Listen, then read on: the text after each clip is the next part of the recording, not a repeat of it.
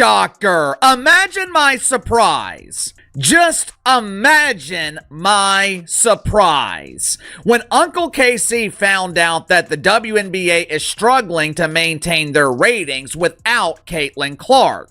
And that problem is Caitlin Clark not playing in WNBA games. Now, what all does this affect? The ratings are plummeting.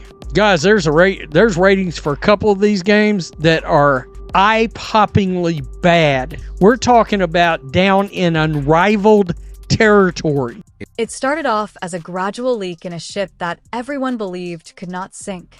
The WNBA was experiencing historic expansion at one point.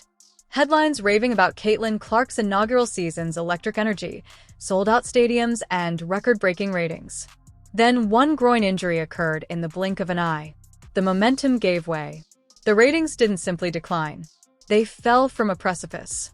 Suddenly, the networks who had been celebrating Fever Game's 3.1 million audience peaks were looking at statistics that were hardly half that. The brightest light in the league has vanished. They were unprepared for the darkness that accompanied her absence. The consequences weren't gradual. It happened instantly. Without Clark, every game became into an audience evaporation and case study. A game that used to draw millions of viewers has only managed to draw 1.3 million. This downturn wasn't seasonal. The nerve was exposed. She remained sidelined every day. As the league's story of historic expansion came to light, a disturbing reality emerged. The WNBA was not intended to succeed without its most well-known player. And basketball wasn't the only topic of discussion. This had to do with surviving. Advertisers, networks, and casual fans were all observing and leaving. Even seasoned observers were taken aback by the rate of drop. A month. Previously, Caitlin Clark's performances were a national phenomenon that dominated social media trends and packed sports bars. The NFL preseason, baseball, or whatever else that kept people in their seats was now played in the same stadiums. More than just sports, the WNBA had been selling. The Caitlin Clark experience was being marketed. The product lost its identity without her. The decline in ratings wasn't the only cause for concern. It was that their recovery might never be complete. The data presented a sobering image to those who were closely examining them. Once the season's crown gem, the Fever's prime time slot was suddenly the biggest disgrace in the league.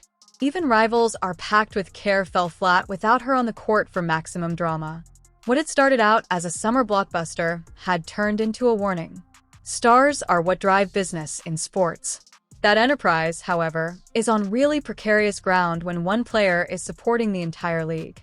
The WNBA had to learn that lesson the hard way. It wasn't simply a bad month either. This served as a warning shot for the league's future. The momentum that took years to develop dwindled with each day that Clark was absent. She remained out of commission every day, and the WNBA's worth to sponsors and networks weakened slightly more. They weren't simply taking the chance of one poor season if they couldn't figure out how to halt the bleeding. They were jeopardizing the league's growth, reputation, and perhaps even its position in the sports industry. The league's marketing strategy had been surprisingly straightforward at its core. Angel Ree versus Caitlin Clark. The competition was intense, competitive, and rife with backstory. It was a match designed for television. It was a golden ticket for the NBA. For months, the matchup that attracted casual viewers to the fold was successful. Every time these two shared the court, the numbers skyrocketed. However, now that they are both hurt, that secret without head-to-head combat, the recipe has vanished. Nothing remained to captivate the audience. They are unable to look away from their screens. Basketball wasn't the only game that Clark and Ree played when they were active. They were occasions of culture. There was anxiety in every possession. Every clutch shot, foul call, each stare-down contributed to the legend.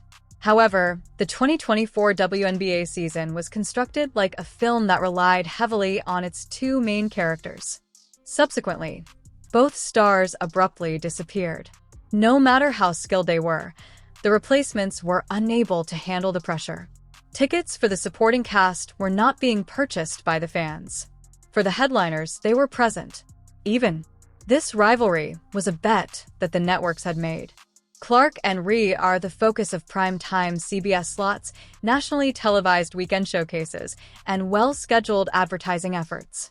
Those investments would have been worthless without them. Overnight, the must-watch storyline fell apart, leaving just ordinary matches between mediocre sides.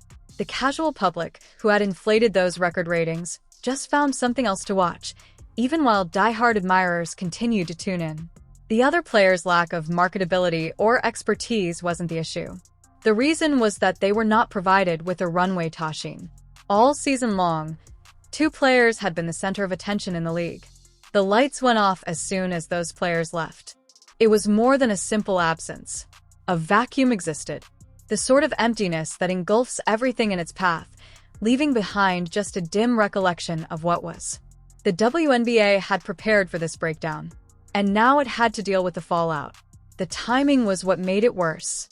These injuries occurred during the part of the season when viewers often care the most. The final push before the postseason. Viewership was declining rather than rising. The league was displaying its greatest vulnerability rather than fortifying its negotiating position for the upcoming TV deal. Additionally, in the realm of sports broadcasting, networks and sponsors are able to spot weakness quickly. There was more to the decline in viewership than merely a statistical one. It was disastrous. The loss was startling, given the May 22nd matchup attracted over 3 million viewers, while the August 10th matchup barely broke 1.3 million. This has nothing to do with a rough night or a fierce rival on another network. It was directly caused by the absence of star power. In less than 3 months, more than 1.4 million spectators had ceased to watch the league's most advertised game. That isn't a trend in TV terms. A deadly spiral, that is. Those figures were a headache for advertising. Reach is directly linked to sponsorship funds, and every ad spot loses value when that many people stop watching. The panic was considerably worse for networks. The cost of primetime sports slots is high, and they anticipate a profit. How could the WNBA defend the cost in upcoming talks if they couldn't produce similar results without Clark? Each broadcast with a low rating represented another rift in the structure. The impact was felt by the Fever themselves. Clark's departure eliminated their national significance. Previously scheduled viewing games suddenly seemed pointless. Weekend plans weren't being changed by fans to watch a team that wasn't in the top draw. Additionally, although the nationwide crowd that had gathered for Clark's first season was absent, but Indiana fans continued to turn out. The repercussions went well beyond just one player becoming hurt. They had an impact on every level of the league. Even worse were the results from other games sans Clark. NBA TV games that ought to have attracted between 250,000 and 300,000 viewers were barely breaking the 200,000 mark. A few dropped as low as 60,000. These preseason games weren't specialized. In a league that has claimed unparalleled growth for months, these were regular season games. However, in Clark's absence, that increase appeared more like a mirage. There was anarchy developing inside the NBA's communication strategy. Clark's injury history was described as a roller coaster, with him being out indefinitely one week and day-to-day the next.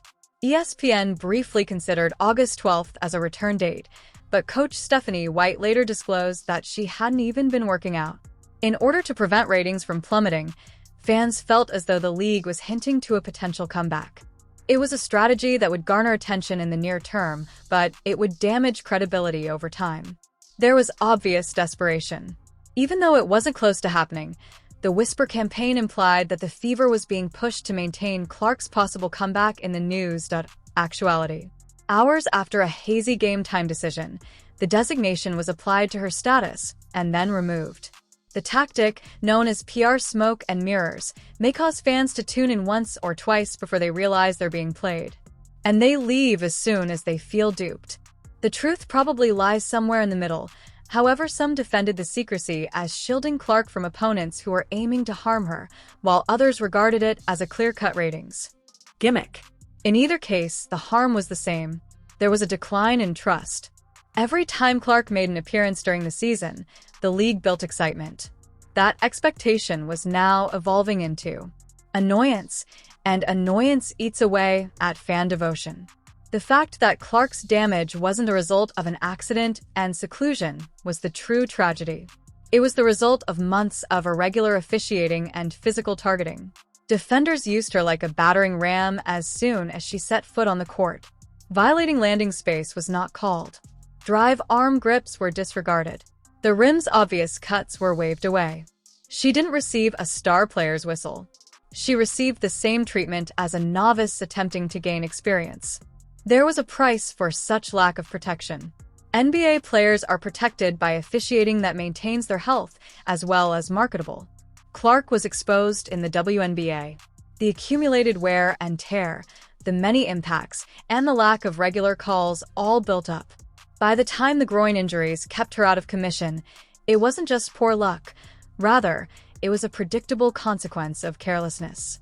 And paying the price was the league's most prized asset. The league as a whole was suffering, even though the Fever experienced the defeat right away. Even major matches elsewhere did not draw in Clark's absence. The Sun vs. Mercury game narrowly broke 180,000 viewers. A fantastic matchup was unable to raise $160,000. These figures weren't simply low, they were disgraceful for a guy who claimed to be extremely popular. In the absence of the Clark stimulus package, the WNBA's television appeal essentially disappeared. The threat wasn't limited to the here and now. New viewing habits were developed by casual fans every week that Clark set out. Some switched to the NFL preseason, others to baseball pennant races, while yet others just quit watching sports entirely. It is difficult to regain a habit once it has been broken. The crowd that had previously followed her every shot may have moved on by the time she returned.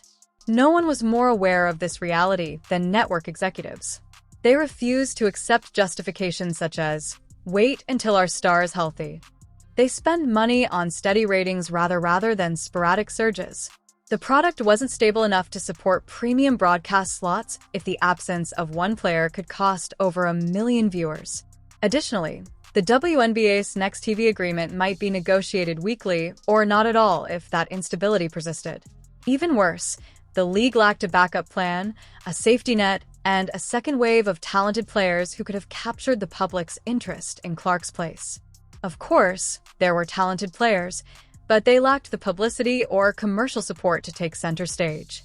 As a result, the WNBA was left with a product that the average fan hardly knew when Clark went down, and didn't want to observe.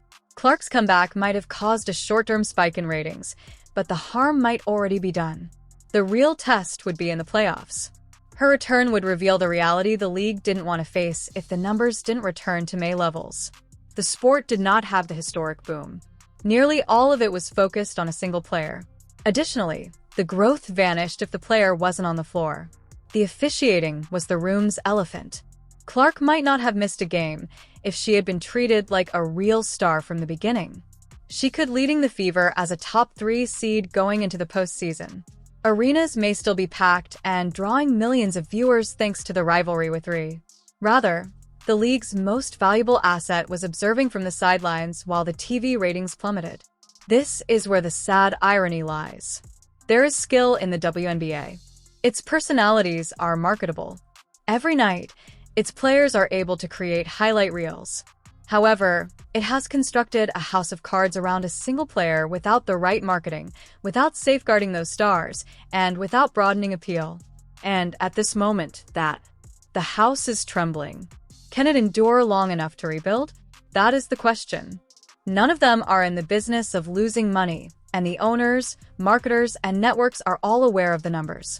It's not just an issue. It's a disaster if Clark's absence causes your most valuable program to drop from 3 million viewers to over 1 million less in a matter of weeks. More than any critic could possibly accomplish, one injury has highlighted the WNBA's development's vulnerability. The unsettling reality is that there is no simple solution for people in authority. Some supporters contend that the league should focus more on promotion to other celebrities right away, but that's a long-term strategy rather than a quick fix. A rivalry like Clark versus Rhee cannot be created overnight. The cultural appeal of a new sensation who has been setting viewing records since her undergraduate days is unmatched. Authenticity is what the audience seeks, which Clark's narrative delivered. The best storytelling frequently come across as hollow without any attempt to force feed, and audiences can tell hollow from a mile away. The league's reliance on a single plotline for marketing is the other obvious problem. This season, Clark has been the focus of almost every highlight package, advertisement, and pre-game tease. When she's not accessible, those same media resources either disappear or seem pointless. Unknowingly, the WNBA has conditioned its viewers to think Clark is a show. And when the shows end for the evening, viewers leave for the undercard, which is a branding failure as much as a ratings one. However, some league members still appear reluctant to admit the severity of the issue. Public declarations continue to be upbeat. They continue to repeat the previous growth line. However, you can bet that urgent talks are taking place behind closed doors to discuss how to preserve the remaining momentum of the season. Networks aren't always waiting. For a declining audience, advertisers stop writing checks. Each and weekly drops in attendance increase the risk to the NBA's long-term contracts. The circumstances are just as complex for Caitlin Clark. She is bearing the burden of being well-known in a league. There is tremendous pressure to return as soon as possible, even if you are injured, not only from supporters, but also from the sport's unwritten financial realities. However, it's dangerous to recover quickly after a groin injury. A single misstep or poor landing might result in weeks of absence or a career-ending setback. What is at risk is the same thing that makes her so valued. The most astute voices in the room are aware of this. If a return is handled poorly, the harm will extend beyond the ratings. It might have an impact on the league's future. Although each great sports empire had its own foundation, the most powerful ones seldom placed all of their weight on one. Now, the WNBA must face the consequences of that column breaking. The clock is ticking, and the fissures are already apparent. The fall could be abrupt and violent if they are unable to strengthen the foundation. This is the risk that the league is unwilling to publicly acknowledge. Reliance on a single player is more than simply a publicity problem. It is a fault in the business model. Companies based on a single product line can endure until it is discontinued. After that, they fold the adjuster. Adaptation in sports refers to coming up with fresh appeals and motivating casual supporters to take notice.